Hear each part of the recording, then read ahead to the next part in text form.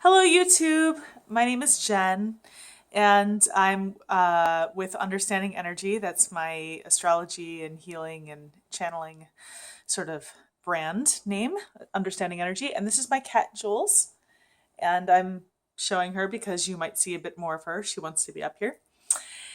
And I'm actually doing something totally kind of new, which is that I'm just recording a response video in response to a bunch of videos that I've been seeing going around YouTube today and yesterday. A bunch of people that I follow in the tarot community on YouTube, and all posting basically their top 5 decks, like the decks that they couldn't live without.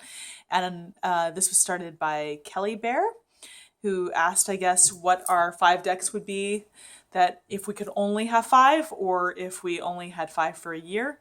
And I've pretty much never posted videos or interacted with YouTube kind of tarot community, but I thought, you know, I follow along a lot and I thought it would be fun to actually do this video. So here I go. So first of all, a part of me that's really pragmatic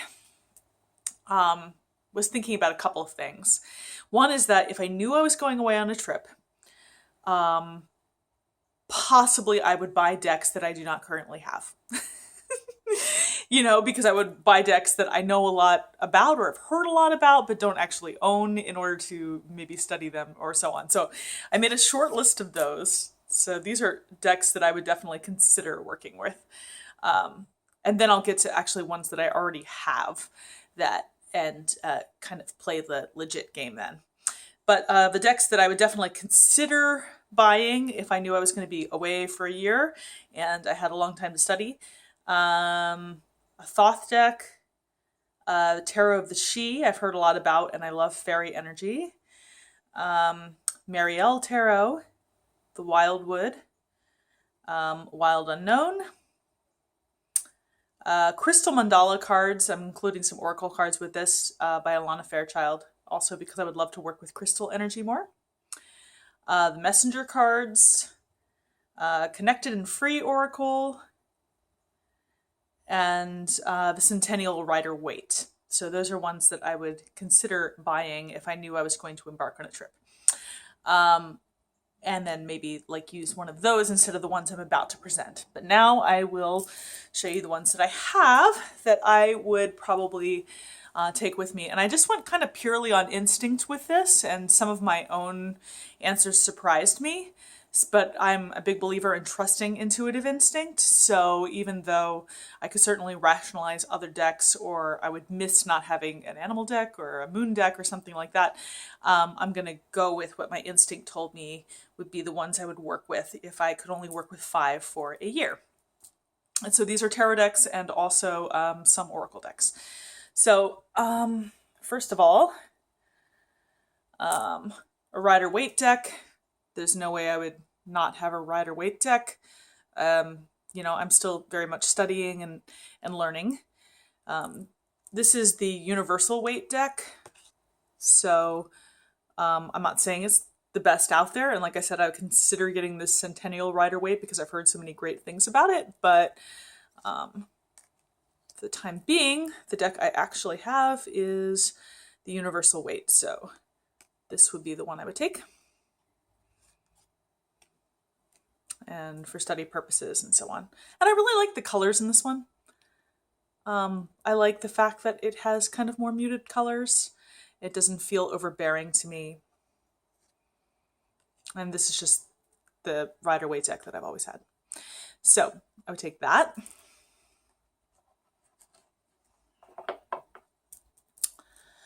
The next deck that I would take has been the deck that I've worked the most closely with over the last 6 months, and I feel extremely connected to, and so I now consider it my home deck, and that is the Shadowscapes Tarot.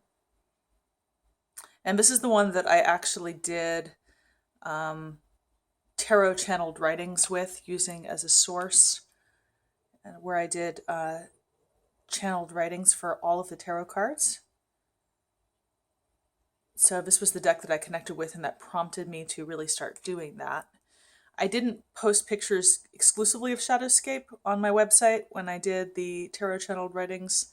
I did post some other decks as well, but Shadowscapes is just gorgeous and evocative, and I'm very drawn to fantasy, that kind of energy, and does have some animal energy as well as what feels like kind of fairy energy in it. So I would definitely consider this my home tarot deck, and this would be one that I would take with me.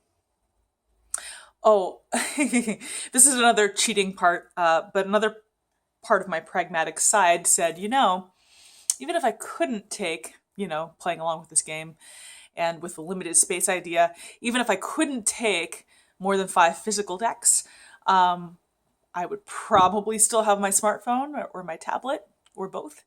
And I do have a lot of decks, virtually, that I look at and can use images from, like the Astrological Tarot, which I love. And I don't have a physical copy of because it's not available right now.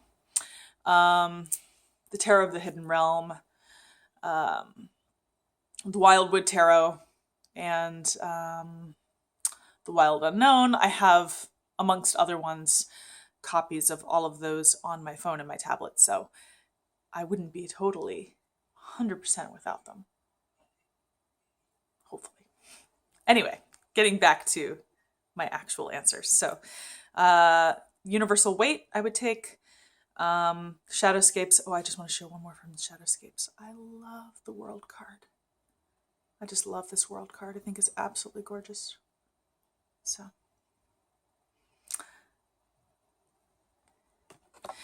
And then there's one other tarot deck that I would take. And then 2 oracle decks, because I'm kind of cheating and expanding to include oracle decks. Now, this one actually really surprised me, that intuitively I felt like this would be one that I would take. Because honestly, I haven't even really looked at it like in a year or two. It's one of the decks I got years ago, and I haven't really worked with it that much, but I think it would be a deck that I would study with, and I would want to have at least one deck that I was really studying with, and that was the main purpose. So, that is the Mandala Astrological Tarot. And the reason, I don't find the images at all compelling with this particular deck. They're very bare bones. They're basically just symbolic. But the reason that I would take this one is because I work as an astrologer. And actually, in terms of metaphysical work, most of the paid work that I've done has been as an astrologer, whereas I have done less card readings in a professional capacity, and I mostly do it for myself or my friends, or I include it as a little adjunct with the astrology work that I do. So this would be a study deck, basically, for me to study and maybe incorporate tarot cards or tarot symbolism within the astrology work that I already do, and to study about connecting them more, essentially. So again, if I was going away for a year,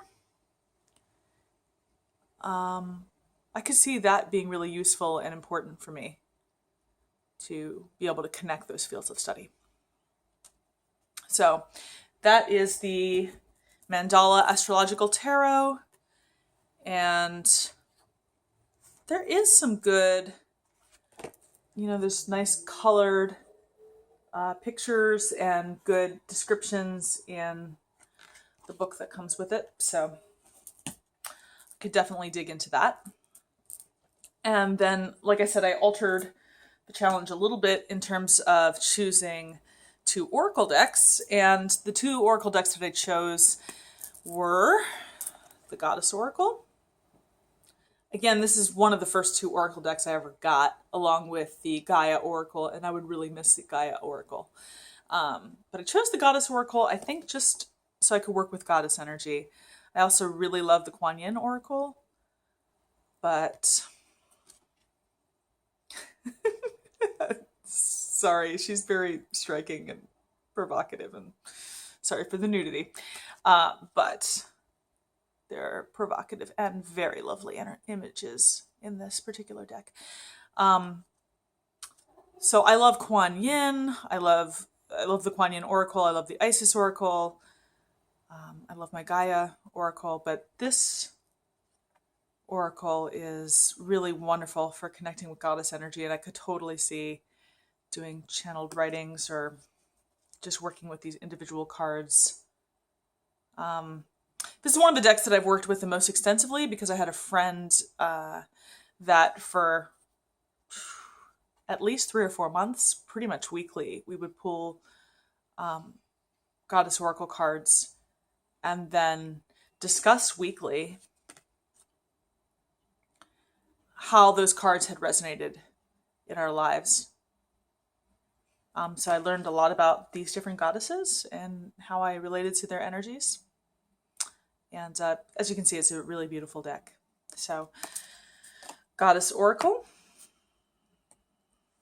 So again, so far, since the Universal Rider Waite, or the Universal Waite, I guess, Tarot, the Shadowscapes Tarot, the Astrological Mandala Tarot to connect with my astrology work, and the Goddess Oracle. And then the last deck that I would take with me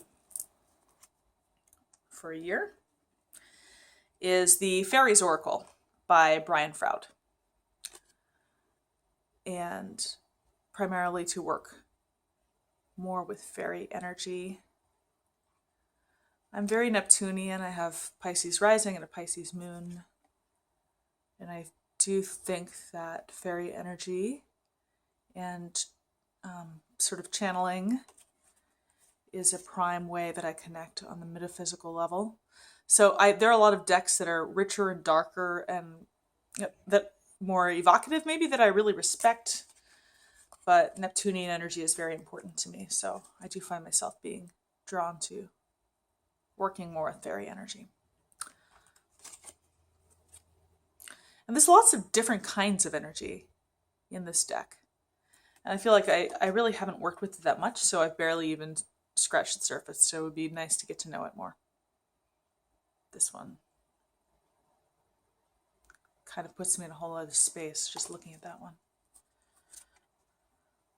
Some of these energies are not altogether easy. So there definitely is depth and some shadow ability, but also beautiful light energy, as you can see here.